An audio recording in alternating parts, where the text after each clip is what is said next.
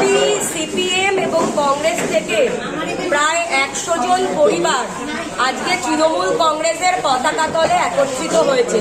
তারা মমতা বন্দ্যোপাধ্যায়ের প্রতি আস্থা রেখে এবং অভিষেক বন্দ্যোপাধ্যায়ের প্রতি আস্থা রেখে তারা তৃণমূল কংগ্রেসের পরিবারে আজকে যোগদান করেছেন এবং তারা আগামী দিনে তাদের বিভিন্ন এলাকায় তাদের সংগঠনকে আরো মজবুত করবে, তৃণমূল কংগ্রেসের হাতকে শক্ত করবে।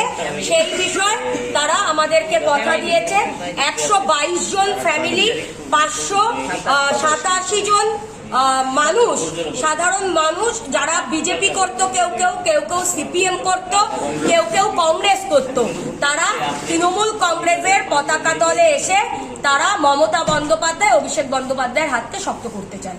এখন পর্যন্ত কিরকম সফল বলে মনে করছেন মহিলাদের যে সংগঠন রয়েছে? মহিলারা স্বতঃস্ফূর্তভাবে তৃণমূল কংগ্রেসের প্রতি আস্থা রাখছে, কারণ যেখানে যে কোনো প্রোগ্রাম ডাকা হলেই সব থেকে বেশি উপস্থিতি মহিলাদের দেখা যাচ্ছে। তাহলে এর থেকে প্রমাণিত হয় যখন মহিলারা কোনো রাজনৈতিক দলকে সমর্থন করে, সেই রাজনৈতিক দল অনেকটা এগিয়ে যাচ্ছে এবং আগামী দিনে 2023-এ এই মাতৃশক্তির দ্বারাই এই ত্রিপুরার মাটিতে তৃণমূল কংগ্রেস ক্ষমতায় আসছে। আমাকে চমকাবে বা আমাকে ধমকাবে, আমি ঘরে বসে থাকি বা আমি নিজের সেফটি রাখি, এভাবে করলে হবে না। একজনকে এগিয়ে এসে সামনে দাঁড়িয়ে নেতৃত্ব দিতে হবে। কারণ মাথায় রাখবেন, ত্রিপুরার উন্নয়নের স্বার্থে কিন্তু এই লড়াইটা দলমত নির্বিশেষে হোক, লড়াইটা উন্নয়নকে সামনে রেখে হোক। ত্রিপুরার মানুষ এই 3 বছর ধরে যেই বঞ্চনার শিকার হয়েছে, সেই বঞ্চনার বিরুদ্ধে তৃণমূল কংগ্রেসের হাত ধরে আর প্রতিবাদী কণ্ঠ ভারতবর্ষের মাটিতে যদি এই মুহূর্তে একজন থেকে থাকে, তিনি মমতা ব্যানার্জি। তাই মমতা ব্যানার্জির হাতকে শক্ত করবার জন্য, ত্রিপুরার গণতন্ত্রকে রক্ষা করার জন্য, ত্রিপুরার সার্বভৌমত্ব রক্ষার স্বার্থে, ত্রিপুরার উন্নয়নের স্বার্থে আপনারা মাটি মানুষের সরকারকে এই ত্রিপুরার মাটিতে প্রতিষ্ঠিত করুন। কারণ আমরা কিন্তু মাটির সাথে সম্পর্ক রেখে কাজ করতে চাই। আমাদের দল কিন্তু মানুষের সাথে সংযোগ রেখে তারা সাংগঠনিকভাবে শ্রীবৃদ্ধি করতে চায়। কারণ তৃণমূল কংগ্রেসের নেত্রী মমতা বন্দ্যোপাধ্যায় বলেছেন, মানুষের আশীর্বাদ নিয়ে গণতান্ত্রিক পদ্ধতিতে লড়াই করতে হবে, গণতান্ত্রিক পন্থা অবলম্বন করে। আর যেই মানুষরা ভোটের দ্বারা নির্বাচিত করে বাংলা তথা আগামী দিনে ত্রিপুরার মাটিতে সরকার প্রতিষ্ঠিত করবে, সেই মানুষগুলোর কথাই শিরোধার্য হবে। ত্রিপুরার মানুষের কাছে আগামী দিনে তৃণমূল কংগ্রেস ঋণী হয়ে থাকবে।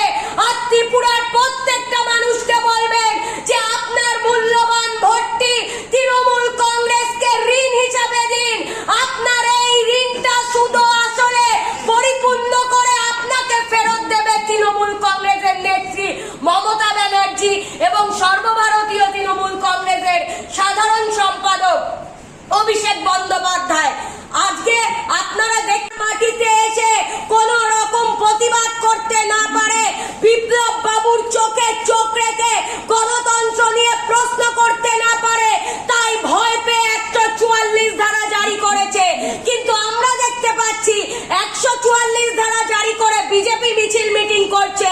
কিন্তু আমরা হাইকোর্টকে অবমাননা করি না, হাইকোর্টকে সম্মান করি বলেই আমরা একমাত্র আইনের দ্বারস্থ হয়ে আগামী দিনে এগিয়ে যেতে চাই। কিন্তু তারা যদি বারবার আমাদেরকে আঙুল দেখায়